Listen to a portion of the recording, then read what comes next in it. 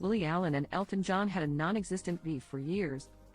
During the Monday, May 6 episode of her Miss Me podcast for the BBC, the Smile singer, 39, opened up about how she was mad at the rock legend, 77, who was her manager at his Rocket Music Entertainment Group, for a long time after he failed to respond to her letter. However, she eventually realized she never actually sent the message to him.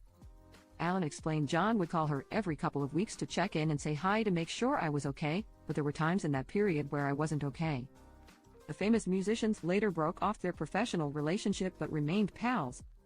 When the Friend of Mine vocalist wrote the Rocket Man artist to tell him about the Elton-shaped hole in her life, she was shocked she didn't receive a response.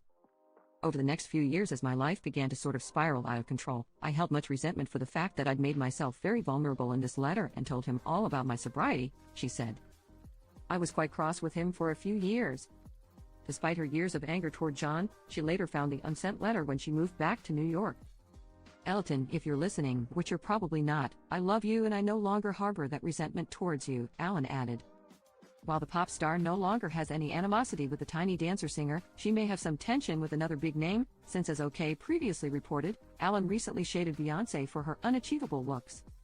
The UK native made it clear she didn't think the Formation singer, 42, was getting any plastic surgery, but noted, I didn't say that, but she's got a great team of stylists, great hair people, she works out, she's got access to the best personal trainers in the world, she's Beyonce. Lily also took a stab at Beyonce's Cowboy Carter album. I think it's been quite calculated. I feel like when Jay-Z got up at the Grammys, that was part of this campaign, she said of the rapper, 54, calling out how his wife never wins Album of the Year. And now she is the most played woman on country radio and she's coming for that market.